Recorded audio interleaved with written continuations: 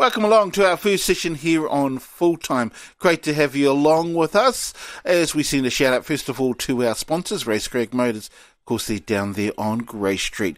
We welcome to the show, Fooltime, our man, Ra Walker. Morning, bro. Yeah. Good morning, boys.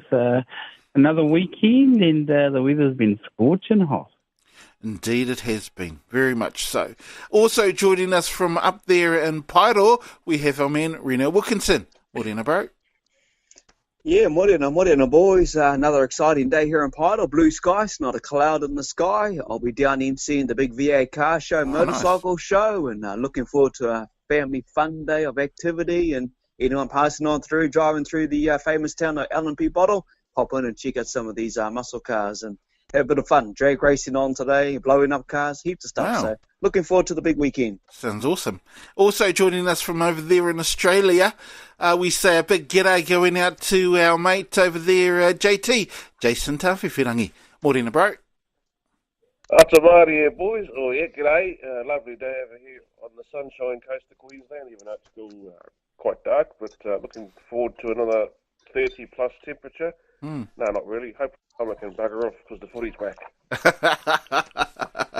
Certainly was an exciting day, I guess, for people, especially if you were in Melbourne there, JT. You would have certainly watched both games. How did you see it? Oh, look, it was definitely a celebration of two cultures. There's been much touted about that. But, yeah, the games themselves, a couple of good games. I think the women's game had some huge hits. Yes. And, the Wahine to hang on there and get the win. And as for the men's game, look, I think before the game, I would have thought that the Māori boys would have handled them in the forwards, but unfortunately we got a bit overshadowed there by a big Andrew Fafita and co, and just out wide they blew us away. They blew us off the park with that highly fast-paced backline of theirs, Roberts and Latrell Mitchell, Bevan, the boy from Parramatta, his name escapes me at the moment. Help me out here, Reno. Bevan French. Yeah, Bevan French, yeah. They were just too good and wanted it more, I think. But, the Māori boys had a crack and certainly didn't embarrass themselves. But on the night, I think the local Indigenous boys were just too good. In my mind, anyway, I think the tone was set right from the very beginning when our ladies, went on and did the haka and started at everything, the whole proceedings off with the haka from the get-go. And I think, in a way, that's when I was thinking to myself, really, the games themselves are kind of secondary to what's kind of taking place unfolding in front of us. What did you think of it there, Reno? Yeah, totally right, Keith. I remember talking about it last year and the excitement from when I saw the announcement of this game coming up to start the 2019 year of NRL. When I saw that, so this is going to be exciting, going way back, maybe 6 months ago, and thinking what this game would bring, and the off-field antics, the culture, the experience of belonging to your people, for us, obviously, our iwi hapu whānau, for the Aboriginal, their Indigenous background. And you're right, I think that's the bigger thing of it. The game was the spectacle, but I think the celebration and like you heard the players talk at the start of the game, the identity, everything like that. You saw it in the crowd there as well. A lot of the Aboriginal Māori whānau, I don't think any Māori would have stayed home in Melbourne last night. Nearly 19,000 or whatever it was there.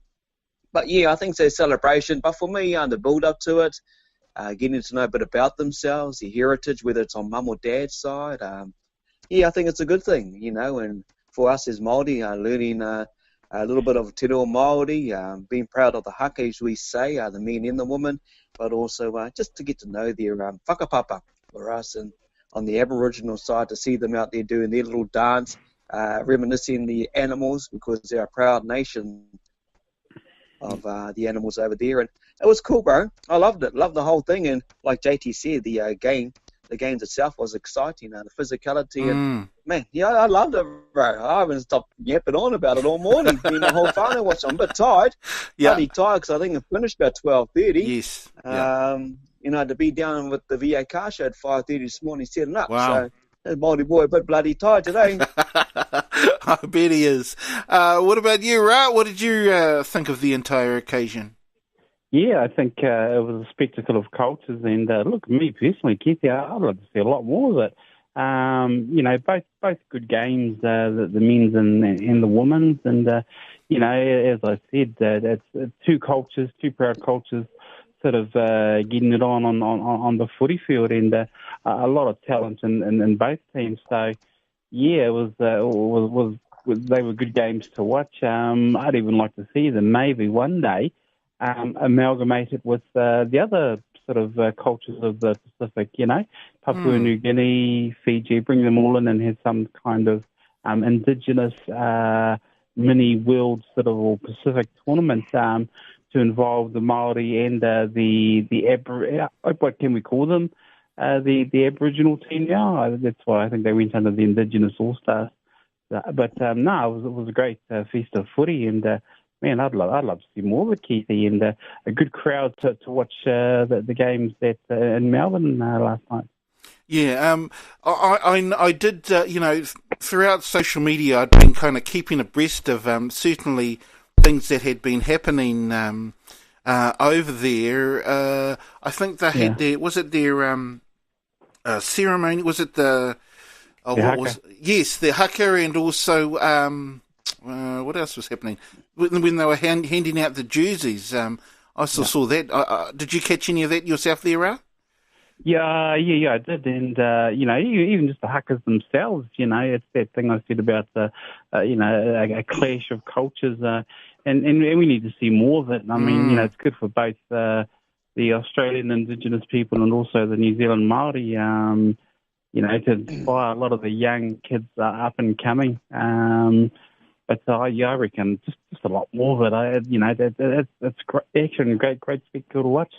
Yeah, I agree. I mean, were you yourself, JT, keeping abreast of the things that had been happening preceding the actual game itself? Yeah, well, being abreast, I like to give abreast of things, Keithy. So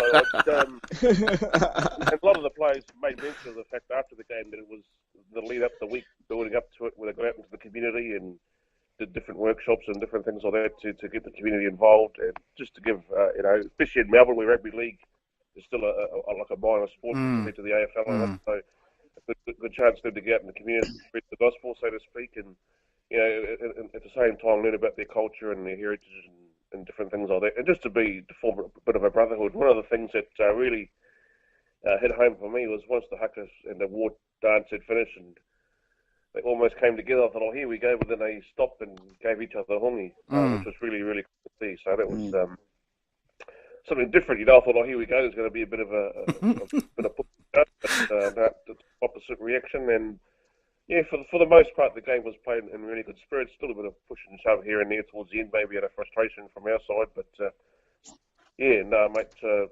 a good concept, and hopefully next year, and certainly what Ra touched on, it make it bigger and get more different teams involved. But certainly stepping stones have been made and progress towards something hopefully a bit bigger for the game in the years to come. Talking about the game, Rino. The women's game, because that was actually I only watched the women's game last night, but that was a real tight, close game, and like JT mentioned earlier, man, there were some big hits, some huge hits in that game, wasn't there? Yeah, there was, Keithy, and just a stellar occasion for the ladies. You go back to last year with the inaugural Women's NRL comp, and there were a few of those players on display last night. The Indigenous team had an abundance of young players there as well who are under the age of 18. Some stars here from the NRL season. The Kiwi girls went physical, and that's one word that wraps it up, mate, is the physicality, the brutal force of some of these ladies. I tell you what, some of those big girls, mate, they're light on their feet and they can make some inroads. They broke the advantage line, used their body to their strength, and went for it. So we saw a spectacle by the ladies. Yeah, only a low score. But yeah, overall, I think the Māori girls will be happy with it. You can see the emotions at the end of the game. Crystal Rota will have a bit of a bump on the old cheek there. That's just part of the game, part of the league game. But yeah, what they call them, the Maori ferns, I think it was I heard last night. The Maori ferns. I was like, bloody hell, hikama, eh? Uh, In saying that, I've got to give it up to the men. Man, they gave it a shot when it comes to the, speaking of Māori and Māori, Aotearoa, and even Jordan Kahu said that. But yeah, back on the girls, bro. Yeah, good game. Loved it, mate. I want to see more ladies rugby league. More exciting. And this, I think I saw a post of yours on Facebook as well there, JT. The first time, and this was quite interesting, first time that, what was it, the lady's ponytail went out across the touchline. And, wow, that ruled her a try out. That was an interesting call, eh? Yeah, it's something I wouldn't never thought I'd hear before from the bunker. You hear a lot of crap come from the bunker, but Yes. not say this was crap, but certainly something different. And maybe some of those boys with the boy buns, the girl buns, whatever you want to call them, I certainly they think they're man buns, but they might think twice about getting that sort of rubbish done on their head. But yeah, mate, something different. But yeah, the women's game was absolutely a cracker.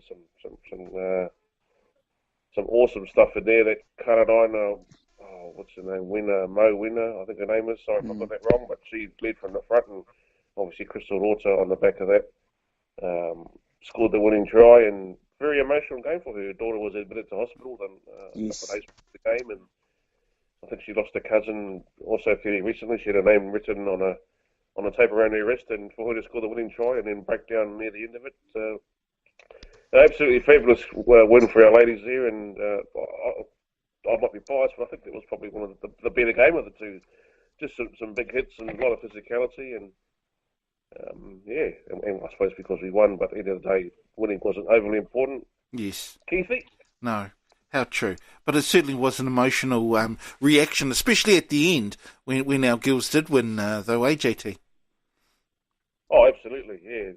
And from both sides, you can see what it did to True. Indigenous ladies here too, as well as our own wahine Māori. But some really good reactions, and I just think, I can't speak highly enough of what this does for the game. We've had the off-season from hell with all the stuff off the field, and now something positive has happened last night, and hopefully moving forward, the season is free of scandal. Although I've said it before, rugby league does scandal very well, so Yes. hold your breath on that one. Now, I know you also watched the women's game there. What was your take on the game itself? Yeah, it was an entertaining match to watch. I watched the Māori girls. They had some big girls, man. big women in Yes, there, they did. and quite agile. And when you look at the Aussie team, the Indigenous team, they had a lot of speedsters out wide, and there was one tall girl they had in their team. But it was a game played in not I wouldn't say harmony, because the physical nature of rugby league. But it was awesome to see just that close bond being forged by both teams, especially in the beginning when they both lined up, and I was wondering, next minute the Māori girls did a hongi to them and gave them, must have been some tongas or something. But it was a great game to watch, and a great great for women's rugby league. Entertaining indeed, Keithy. It certainly was entertaining, and of course we filter in to the men's game as well, Rino? What did you reckon about that game? Yeah, right from the start, mate, when they come running out onto the stadium, I was watching my mate's live stream. It was right in the front row, and you could see all the action, the hype, and then the national anthems being sung and so forth into the game. And, it was physical from the first run-up. Andrew Fafita, he was just on fire, and the commentary alluded to it as well. I've got to give credit to the commentary, congratulate them on their pronunciation as well. We've got to recognise that, because rugby league over the years can really bastardise the Te Reo Māori words as such. They still say whārai, but hey, at least they had to go at other names there as well and gave it a shot, recognise Aotearoa, recognise a bit about the Māori culture as well. So, big kudos to some of that and the homework being done there. But the game itself, exciting backline. Brett Webb, we're watching it over here. He couldn't falter anything. When you took a look at those two teams being presented right across the paddock, there were some big names out there, and there are a couple of others who would have loved to have been there but have another game to play obviously on Monday with the World Cup Challenge. But yeah, right across, mate, it was outstanding.